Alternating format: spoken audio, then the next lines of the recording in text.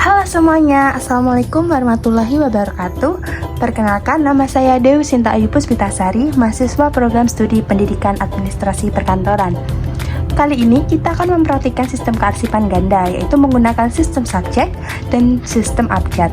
Dalam praktik kali ini kita akan mengklasifikasikan surat-surat dan membuat buku agenda menggunakan sistem subjek, kemudian menyusun guide dengan menggunakan sistem abjad.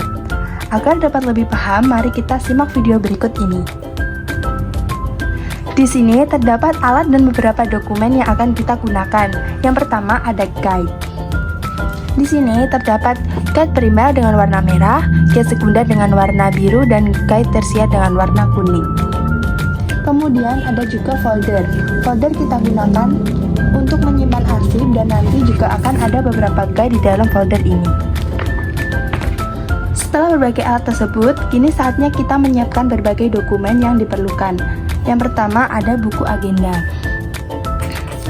Di sini terdapat buku agenda, surat masuk dan surat keluar.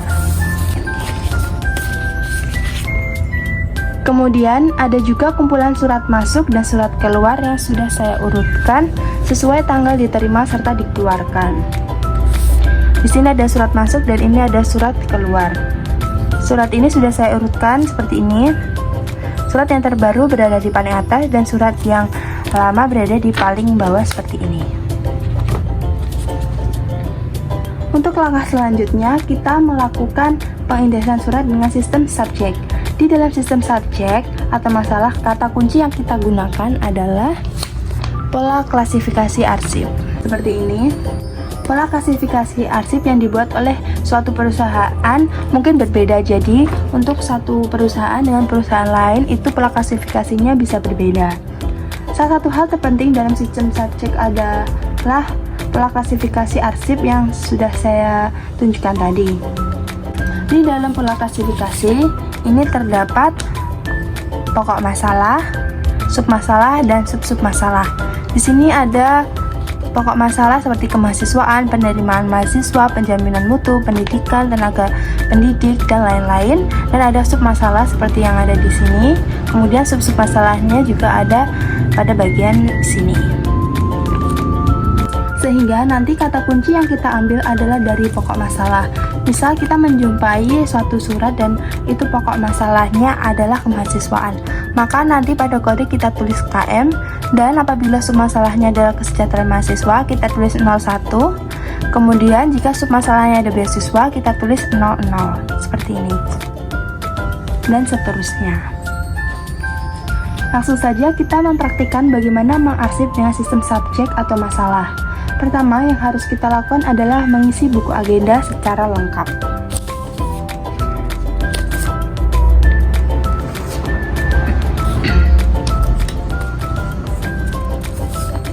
Untuk mempersingkat waktu, di sini saya akan mencontohkan satu surat masuk saja dan jangan lupa kita harus memegang pola klasifikasi arsip.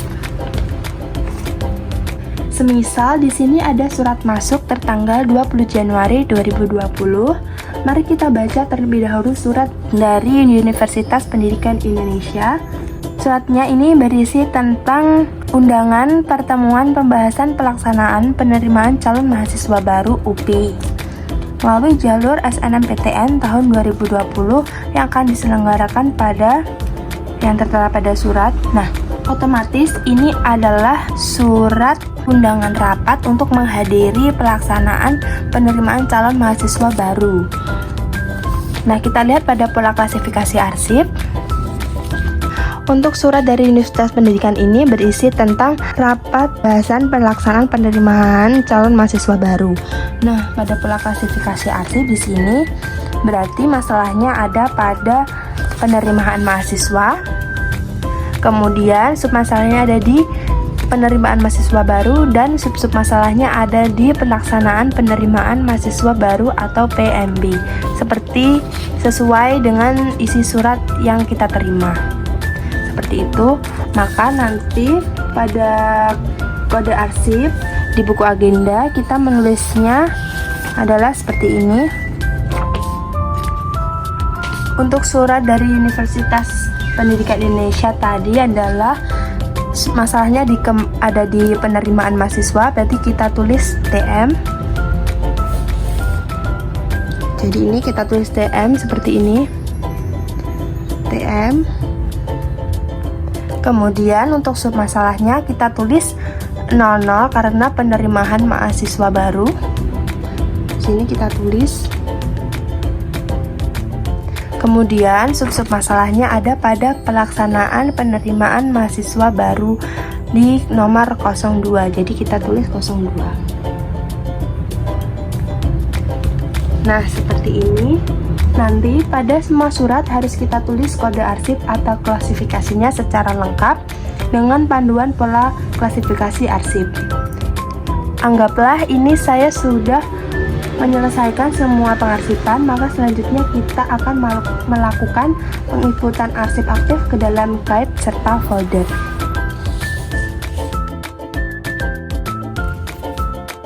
Penginputan arsip ke dalam guide kita menggunakan sistem abjad. Maksudnya adalah nanti kita menulis kode pada guide menggunakan nama perusahaan atau orang, sehingga nanti kita mempunyai guide primer, sekunder, dan tersier sesuai dengan jumlah masalah yang dimiliki. Sebagai contoh, kita menggunakan surat ini. Pada sistem abjad, ini maksudnya adalah kita mengindeks surat dengan menggunakan nama perusahaan atau orang. Dalam pengambilan kode yang diambil adalah 2 huruf di unit pertama. Pada surat masuk dari Universitas Pendidikan Indonesia ini, kita sudah mempunyai daftar indeks arsip yang akan kita gunakan untuk mengisi guide. Nah, untuk Universitas Pendidikan itu berada pada unit pertamanya ada universitas, unit keduanya ada pendidikan, dan unit ketiganya ada Indonesia. Jadi untuk penulisannya kita ambil 2 huruf di unit pertama, yaitu universitas. Jadi pada kode arsip kita tulis UN seperti ini. Selanjutnya, setelah melakukan pengindeksan semua surat dengan sistem abjad, kita menulis kode pada guide seperti yang saya contohkan tadi. Dan untuk guide primer, semisal kita menuliskannya A sampai J seperti ini. Kemudian guide sekundernya D, guide tersiernya DE. Selanjutnya untuk guide primer yang lain kita tulis sesuai dengan jumlah surat yang kita miliki. Untuk surat contoh yang tadi kita menggunakan kode guide primer U sampai Z, guide sekunder U, dan guide tersier UN. Jadi nanti penempatan suratnya adalah kita taruh surat tersebut di belakang guide tersier seperti ini, sesuai dengan kode yang sudah kita buat. Nah, seperti ini. Setelah memasukkan semua surat ke dalam guide sesuai dengan kodenya, langsung saja kita masukkan kepada folder. Dan jangan lupa kita taruh buku agenda dan juga kode klasifikasi arsip serta indeksnya berada di atas seperti ini, lalu kita tutup. Nah, itu saja video penjelasan praktik mengarsip dengan sistem ganda menggunakan sistem subjek dan abjad. Terima kasih telah menonton video pengarsipan menggunakan sistem abjad dan subjek ini. Ada kurang lebihnya, saya mohon maaf. Wassalamualaikum warahmatullahi wabarakatuh.